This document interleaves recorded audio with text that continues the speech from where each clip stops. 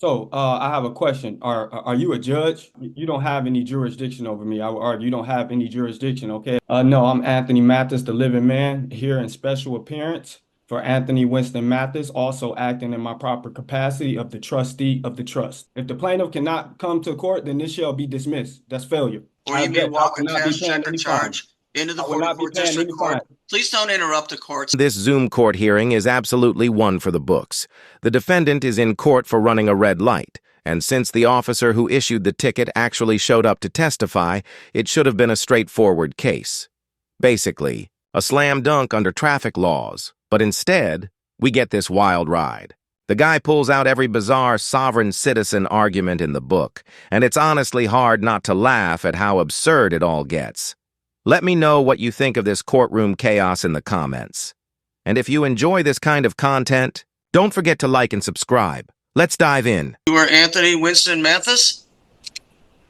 No, I'm Anthony Mathis, the living man, here in special appearance for Anthony Winston Mathis, also acting in my proper capacity of the trustee of the trust. Very well, Mr. Mathis.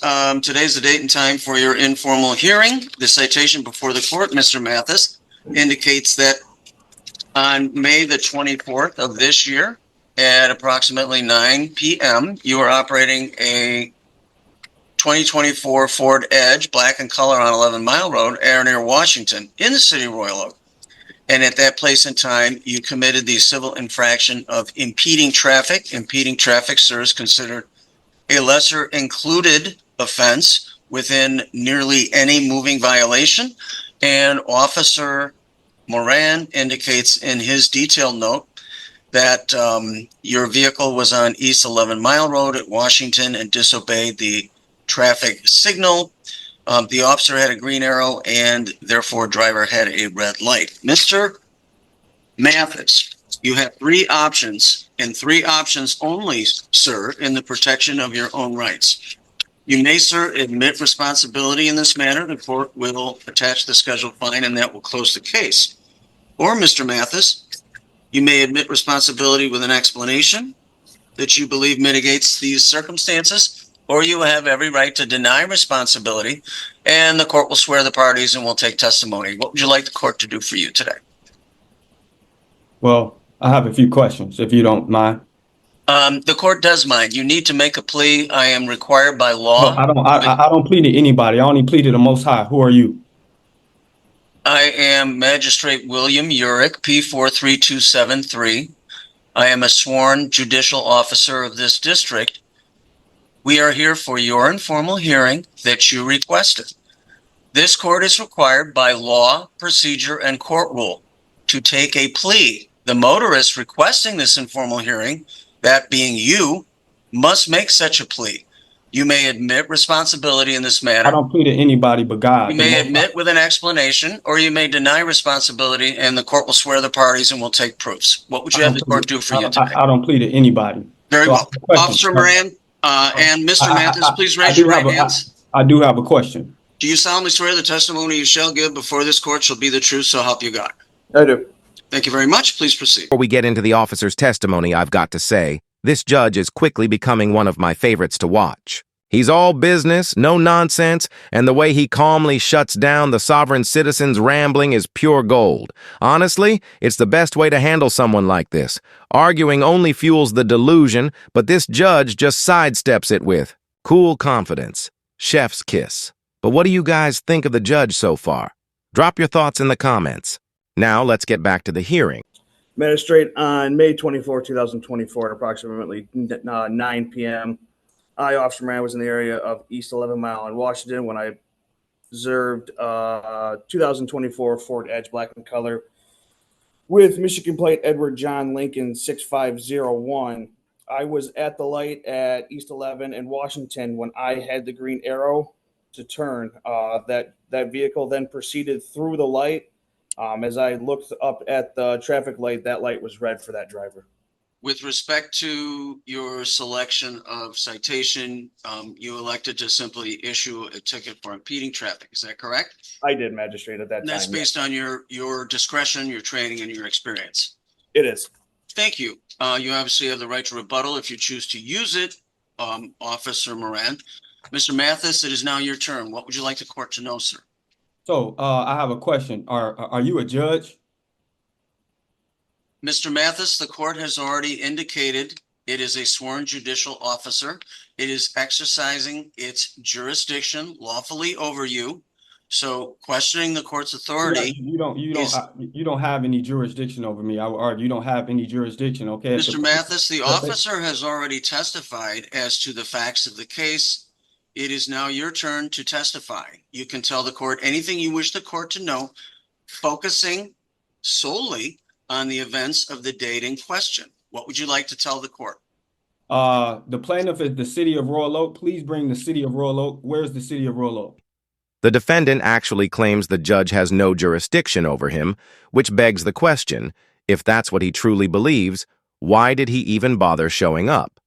This argument always falls apart the moment they say it, because spoiler alert, the court clearly has jurisdiction, especially when it comes to traffic violations within the state. It just makes no sense. If you genuinely think the judge has no authority, why participate at all?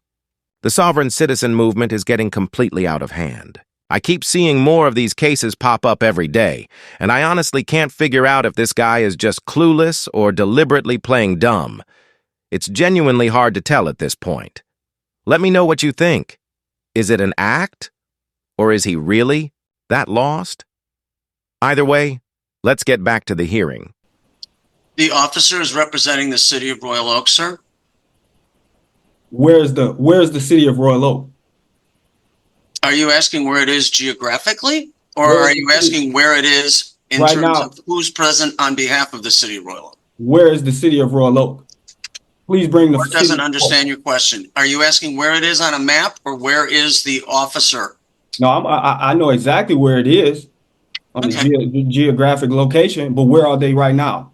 The officer is representing the city of Royal Oak as a sworn and certified Michigan peace officer.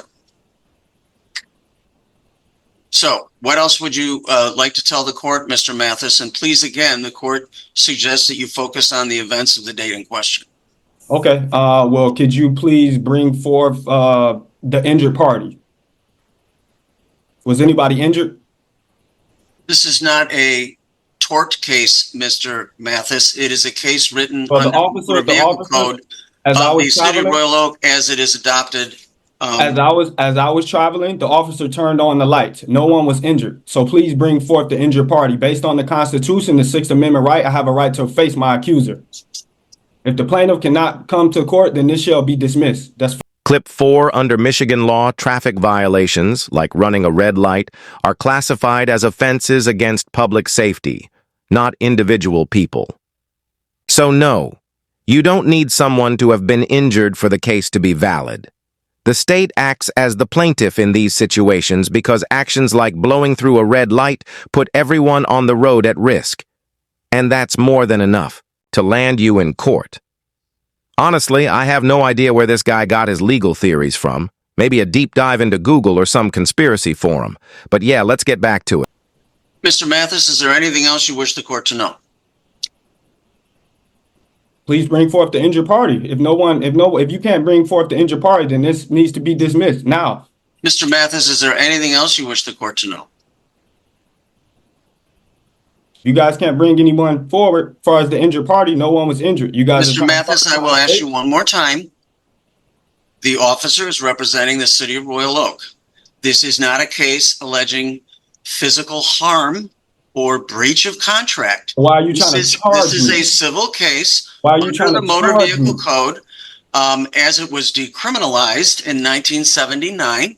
This is a civil matter. The burden of proof is a preponderance of the evidence. The officer has testified as to what he observed, and it is now your turn to testify as to what occurred. There is no requirement under the rules of procedure, civil, in this operation as of today, that requires a quote unquote injured party to be present. The officer has stated very clearly and fairly and plainly what he observed that day. So as to your testimony related to the date in question, is there anything else you would like the court to know? No, it isn't. If you guys can't bring any injured party, Very no well. injury. You guys are trying Officer to Moran, any rebuttal testimony? No rebuttal testimony. Thank you so much. Mr. Mathis, the burden of proof in a civil case is a mere preponderance of the evidence. The officer, a duly sworn and certified Michigan peace officer representing the city of Royal Oak, which is one of two cities upon which this court has jurisdiction, has put his testimony forward. There is nothing in the record that has rebutted any of it. Therefore, the court is finding you responsible for the citation as it was written. The fine for that serves $175. That is payable I through would the pay not. portal on I the would not. 44th I would District not be. Court website, or you may I walk a would not be cash paying check or any fine. charge into the I would not be 44th paying District any Court. fine. Please don't interrupt the court, sir. You may walk a cash check or charge into the 44th District Court at 400 East 11 Mile Road, Monday through Friday, between 8:30 and 4:30. That's due within 7 days, Mr. Mathis.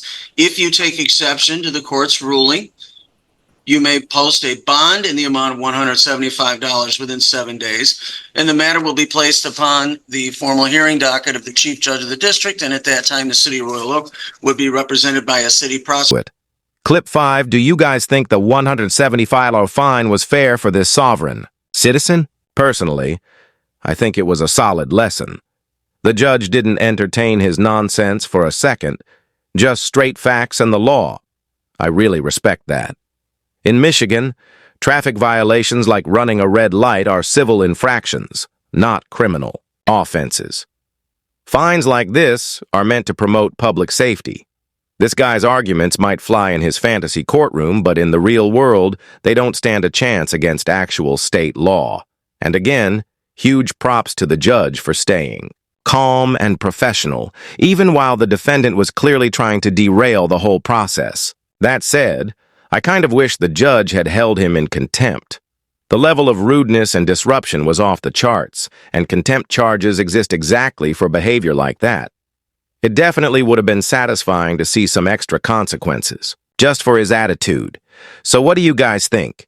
Should the judge have gone harder on him, or was the fine enough? My last thought is just how confident this guy was in his nonsense. Do you think he really believes it? Or is he just playing dumb to dodge responsibility? Let me know your thoughts in the comments. I'm really curious to hear what you think about this one. And if you enjoyed this video, make sure to like and subscribe for more content just like this. Thanks so much for watching, and I'll see you in the next one. Take care, guys.